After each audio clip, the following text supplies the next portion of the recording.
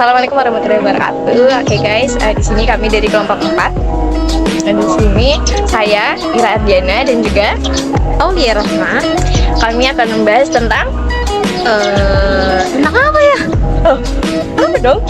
Ya oke. Di sini kita akan membahas tentang sedikit nih menyinggung tentang warisan bangsa ya, yakni seni pembuatan naskah menyelami bahannya kertas, alat tulis dan juga tinta. Oke, ini daripada teman-teman penasaran, kita langsung bahas aja ya. Penyampaian pertama akan dibawakan oleh Aulia Rahma. Oke. Masuk ke pembahasan pertama ya guys, langsung saja nih. Oke, langsung saja ke pembahasan pertama, yaitu nih perihal warisan intelektual bangsa yang wajib kita ketahui. Ini salah satunya manuskrip atau yang bisa kita sebut dengan naskah kuno. Nah, manuskrip ini merupakan objek utama nih dari kajian filologi. Manuskrip ini berasal dari bahasa Latin yang dari dua kata, yaitu manu dan scriptus, yang artinya tulisan tangan. Terus padanan dari kata manuskrip ini dalam bahasa Arab ini disebut dengan mahtutot. Lalu apa sih itu manuskrip, itu apa gitu? Di sini manuskrip ini merupakan salah satu lintas keilmuan cabang Al-Quran, yang dimana manuskrip ini merupakan naskah yang benar-benar ditulis dengan tangan sesuai dengan makna dari bahasa Latin manuskrip itu sendiri, yakni yang berasal dari kata manu dan scriptus yang berarti tulisan tangan. Manuskrip ini di Indonesia umumnya itu wajib harus berumur 20 sampai 30 tahun. Bahkan ada yang menyebutkan sampai 50 tahun. Kurang dari itu tidak bisa dikatakan sebagai manuskrip. Kemudian sebelum kita masuk ke pembahasan bahan-bahan yang digunakan dalam manuskrip, kita tuh harus mengetahui pengertian dari baik itu kertas, alat tulis maupun tinta itu sendiri. Untuk yang pertama itu kertas, ini merupakan media tulis yang digunakan dalam pembuatan sebuah karya tulis. Nah, salah satunya ini yaitu manuskrip itu sendiri. Kemudian untuk alat tulis ini merupakan salah satu media yang digunakan dalam manuskrip. Alat tulis kalau zaman sekarang ini sama kayak seperti itu ya, pena yang kita gunakan untuk kuliah, untuk mencatat materi kuliah, seperti itu ya guys ya. Itu alat tulis ini kalau zaman sekarang kan zaman modernnya kayak pena gitu ya. Kalau zaman dulu tuh ya karena karena perkembangan zaman belum semodern sekarang, masyarakat dulu menggunakan bulu burung, bulu unggas, ataupun bambu, atau alat-alat yang bisa digunakan untuk menulis ide-ide mereka, yang nantinya akan dibahas oleh Mbak Ira nanti ya. Terus kemudian untuk tinta itu, nah tinta ini salah satu media atau bahan paling penting nih dalam manuskrip, dalam pembuatan manuskrip. Karena apa? Karena tanpa adanya tinta kita tidak bisa nih menuangkan ide-ide yang ada di pikiran kita untuk dituliskan, untuk dijadikan sebagai manuskrip. Nah, tinta ini bersifat cair karena dalam proses pembuatannya ini merupakan campuran air dan juga bahan yang lainnya yang nantinya akan dibahas di slide berikutnya. Selanjutnya, pembahasan selanjutnya akan dibahas oleh Mbak Ira. Silakan Mbak Ira. Oke guys, untuk pembahasan selanjutnya itu kita akan mengenali ragam dari kertas untuk pembuatan manuskrip. Nah, jadi pembuatan manuskrip itu dulu kan di zaman masih belum modern ya. Jadi orang-orang itu nulis bisa dari entah itu dari daun, dari batang, pohon atau lain sebagainya. Nah, dari teman-teman yang sudah ditemukan itu ada beberapa, kami cantumkan di sini ada 5 bahan kertas, 5 ragam kertas yang digunakan dalam pembuatan manuskrip. Di antaranya itu yang pertama ada kertas naskah dari daluang. dari daun luwak. Terus yang selanjutnya itu dari kertas Eropa. Kemudian ada juga yang dari daun lontar. Selanjutnya ada dari batang bambu dan juga dari naskah tulang hewan. Nah, untuk alat tulis sendiri, jadi kan kalau alat tulis itu kan kalau sekarang kan kita bisa pakai pensil, pulpen atau highlighter atau lain sebagainya itu kan. Nah, kalau zaman dulu tuh nulisnya pakai apa sih? Nah, di sini itu zaman dulu itu kita bisa menggunakan zaman dulu itu orang-orang menulis bisa menggunakan di antaranya itu ada peso pangot. Nah, jadi peso pangot ini sebuah alat pengerat ya atau penggores. Kalau di bahasa Sunda itu peso itu artinya pisau. Jadi ya sejenis pisau gitulah ya. Terus gimana sih nulis pakai peso pangot ini? Jadi kalau misalkan kalian zaman dulu itu menulis dengan menggunakan peso pangot ini bisa menuliskan dengan cara kita menulis di kalau peso pangot ini ditulis kalau peso pangot ini digunakan untuk menulis di bahan media yang kasar seperti batang bambu, daluang dan juga bahan-bahan lain yang kasar lah ya pokoknya. Nah, caranya gimana sih untuk nulis pakai peso pangot ini? Jadi kalau misalkan menulis pakai peso pangot itu kalian bisa menggoreskan peso pangot dengan tulisan yang hendak diinginkan.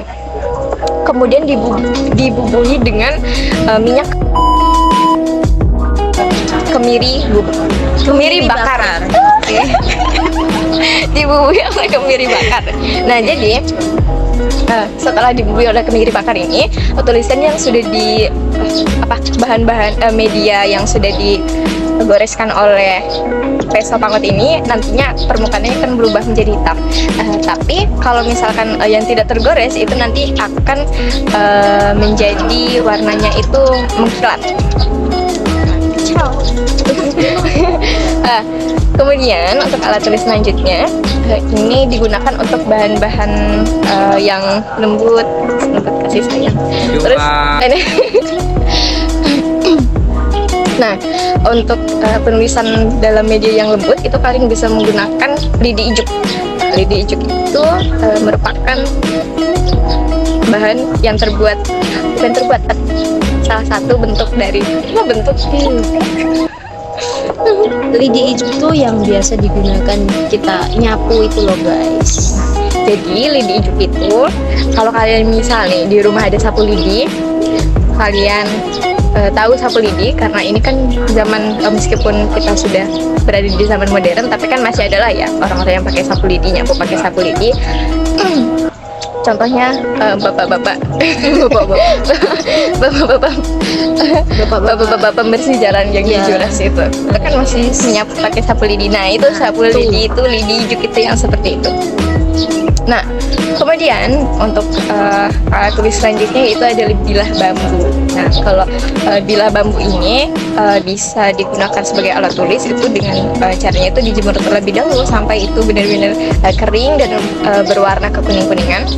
Nah, lalu di ujungnya itu kalian potong sampai runcing supaya bisa digunakan sebagai alat tulis seperti alat tulis pada umumnya lah. Bagian ujungnya kan runcing. Nah, untuk selanjutnya itu adalah rumput resam. Nah, rumput resam ini merupakan jenis tumbuhan paku-pakuan. Nah, tumbuhan paku-pakuan itu kalau misalkan kalian dari jurusan IPA nih ya dulunya, kalian pasti tahu lah tumbuhan paku-pakuan. Tahu kan, Mbak? Tahu. Anak IPA nih guys. Jadi rumput resam ini tumbuhan paku-pakuan yang bisa tumbuh di tebing-tebing, pinggiran tebing lah itu pokoknya. Jadi kalau misal mau nulis pakai rumput resam ini itu pakai batangnya ya. Jadi kalau misalkan pakai daunnya kan itu ya baik ya, kecil-kecil juga jadi nggak bisa. Kita bisa menulis pakai rumput resam ini dengan menggunakan batangnya. selanjutnya ada bulu unggas. Nah, untuk bulu unggas ini kan apa namanya, teman-teman juga pasti tahu ya. Apa namanya, di film-film juga banyak lah film-film yang menceritakan tentang sejarah kuno dan lain sebagainya. Itu kalau misalkan sedang menceritakan tentang tulis menulis, itu kebanyakan kan memakai bulu unggas ya. Nah, bulu unggas apa saja sih yang digunakan dalam pembuatan manuskrip ini, yang digunakan sebagai alat tulis? Itu biasanya nih ya, itu bisa dari angsa ataupun dari burung merak. Terus kalau misalkan ambil pokoknya kalau misalkan kalian mau nulis pakai bulu unggas ini, kalian itu nggak boleh asal cabut dari hewannya langsung ya. Kalau misalkan hewannya masih hidup terus kalian cabut kan nggak boleh gitu. Kasian guys. Jadi apa namanya, gimana caranya Mbak kalau misalkan mau nulis pakai bulu unggas nih? Nah, kita nunggu tuh sampai bulunya tuh keluar sendiri ya guys. Bulunya kita gunakan yang ini ya, bulu yang emang udah rontok sendiri dari itunya, dari hewannya. Jadi bulu-bulu yang udah berjatuhan tuh kita ambil, kita gunakan, kita manfaatkan buat nulis sebagai media tulis untuk pembuatan manuskrip itu sendiri gitu. Oke, jadi yang sudah protol ya guys, jangan yang masih di hewannya terus dicabut, nggak boleh kayak gitu, dosa, saru. Oke, selanjutnya yaitu ragam tinta yang digunakan. Nah, untuk tinta yang digunakan itu biasanya kebanyakan dari manuskrip itu tinta yang berwarna hitam. Tapi selain warna hitam, itu ada juga tinta yang berwarna merah maupun kuning. Tapi ada juga yang warna hijau nih guys. Jadi buat kalian pecinta hijau nih, kalian bisa nih nanti buat cari manuskrip yang ditulis pakai tinta hijau, cari sendiri ya. Terus untuk pembuatan tinta warna hitam itu kalian zaman dulu itu menggunakan campuran dari garam, lalu dicampur dengan minyak kelapa dan juga getah-getahan dari buah-buahan. Misalnya nih ya, untuk pembuatan tinta hitam itu kalian bisa menggunakan getah dari jambu mete. Tahu kan jambu mete yang itu? Yang itu pokoknya. Oke, jambu yang mete ada di gambar ya guys. ya, pokoknya ada di slide PPT itu gambarnya itu ya, yang warna apa itu, oranye ya. Oke, selanjutnya itu kalian bisa juga menggunakan getah dari kulit manggis. Kulit manggis ada ekstraknya. Oke, nah seperti yang kita ketahui, manggis ini kan banyak sekali khasiatnya ya. Nah, salah satu bukan khasiat ya, salah satu keuntungan, manfaat dari kulit manggis sendiri, kalian bisa memanfaatkan itu untuk digunakan sebagai bahan campuran untuk pembuatan tinta. Nah, selanjutnya selain dari jambu mete dan juga kulit manggis, kalian juga bisa menggunakan kulit rambutan.